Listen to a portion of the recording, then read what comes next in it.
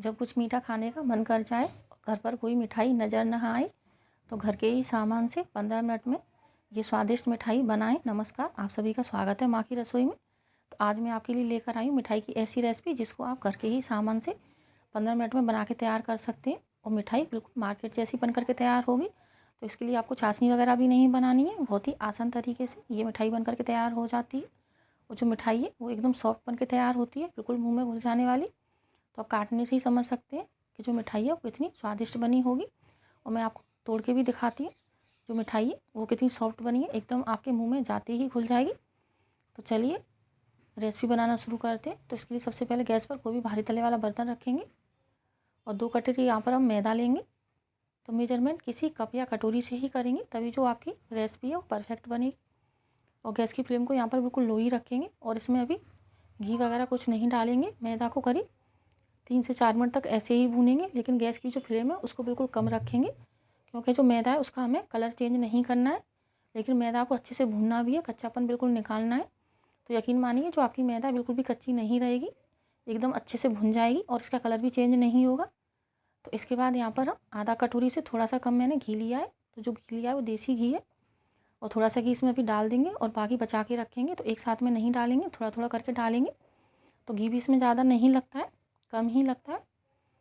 और इसको भून लेंगे और बाकी बचा जो घी है उसको भी डाल लेंगे। तो इतना घी मैंने इसमें से बचा लिया है, पूरा नहीं डाला है, इतना ही घी लगेगा।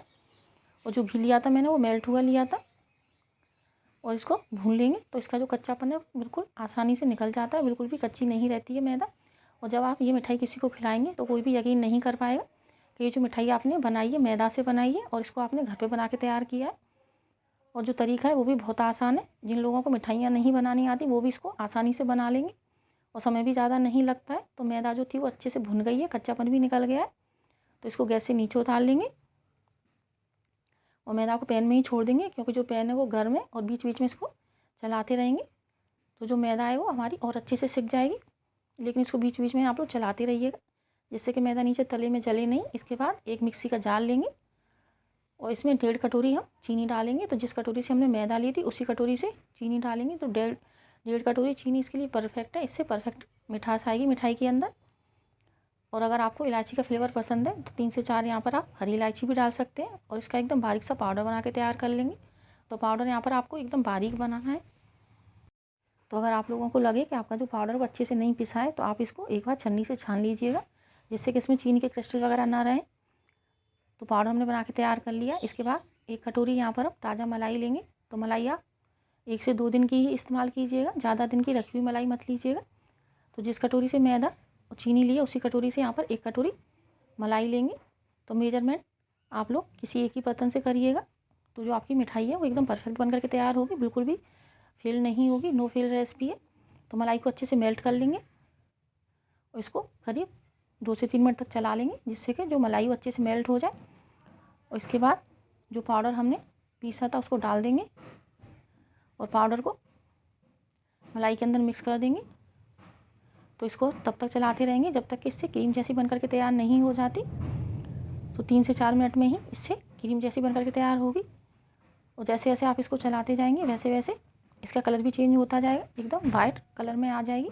तो जैसे केक की क्रीम वगैरह होती है उस तरीके की क्रीम जैसी बन के तैयार हो जाएगी। तो इसको आपको करीब 3 से 4 मिनट चलाना है। तो देखिए जो मलाई थी वो अच्छे से फेंट लिया हमने और एकदम इससे क्रीम जैसी बन करके तैयार हो गई है और कलर भी एकदम सफ़ेद हो गया है। तो जिससे जो हमारी मिठाई है वो भी एकदम सफ़ेद बन करके तैयार होगी। और ऊपर से डालेंगे तो देखिए इस तरीके से ये गिरेगी नहीं। तो इस तरीके से बना के तैयार कर लेनी है आपको। तो जो क्रीम जैसी थी हमारी वो बन के तैयार हो गई है। तो इसके बाद जो मैदा हमने भुनी थी वो उसके अंदर डाल देंगे, मैदा को अच्छे से ठंडा कर लेंगे और मैदा को इसके अंदर मिक्स कर देंगे। तो जैसे जैसे आप मैदा को मिलाते जाएंगे वैसे वैसे ही जो आपका पेस्ट है वो गाढ़ा होता जाएगा, क्योंकि जो मैदा है वो मलाई को एब्जॉर्ब करने लगेगी। तो जिसकी वजह से जो पेस्ट आपका गाढ़ा होने लगेगा तो आपकी जो मिठाई है वो बहुत ही आसानी से सेट हो जाएगी, कोई भी दिक्कत नहीं होगी आपको इसको सेट करने में।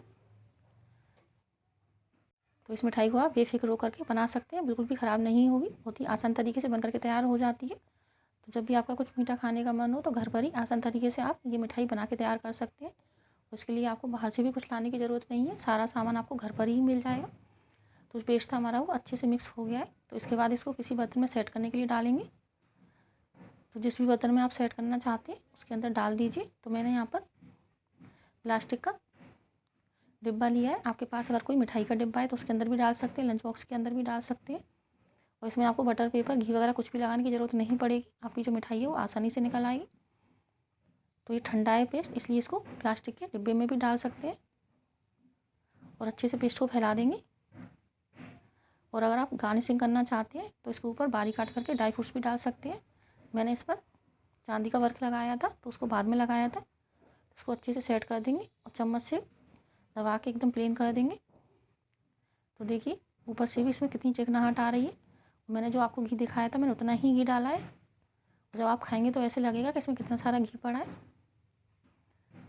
तो यकीन मानिए कि मिठाई जो है बहुत ही स्वादिष्ट बनकर के तैयार होती है। और इसको सेट करने के लिए छोड़ देंगे रूम टेम्परेचर पर। तो देखिए जो मिठाई थी हमारी वो सेट होने के लिए तैयार है। तो करीब 1 घंटे में ही ये रूम टेम्परेचर पर सेट हो जाएगी। और जो मिठाई थी हमारी वो सेट हो गई है। तो इसके बाद इसको पलट करके किसी प्लेट में निकाल लेंगे। तो देखिए कितनी आसानी से निकल आएगी।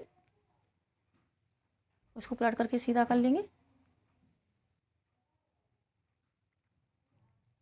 ऊपर से इसमें चांदी का वर्क लगा देंगे। तो गार्निशिंग आप अपने अनुसार कर सकते हैं और आपको प्लेन रखना है तो प्लेन भी रख सकते हैं। लेकिन गार्निशिंग करने के बाद जो मिठाई है वो देखने में एकदम मार्केट जैसी लगती है। तो इसके ऊपर मैंने चांदी का वर्क लगा दिया है और इसके बाद इसको छोटे छोटे पीस में काट लेंगे। देखिए कितनी आसानी से कट रही है, एकदम सॉफ्ट बन करके तैयार होती है। तो इसको आप फ्रिज में रख करके 8 दिन तक खा सकते हैं। फ्रिज में भी ये सख्त नहीं होगी, लेकिन 8 दिन तो मिठाइयाँ चलती नहीं है। मेरे यहाँ तो बनी वैसे ही सुबह तक ख़त्म हो गई। तो जब घर में 2-4 लोग होते हैं तो मिठाइयाँ ऐसे ही ख़त्म हो जाती हैं, ज़्यादा दिन नहीं चलती हैं। तो उम्मीद है आप लोगों को आज की रेसिपी पसंद आई होगी। अगर रेसिपी पसंद आए तो वीडियो को लाइक ज़रूर कीजिएगा, फ्रेंड्स एंड फैमिली में शेयर कीजिएगा। और आप भी इस तरीके से ये आसान सी मिठाई एक बार ज़रूर बना के देखिएगा।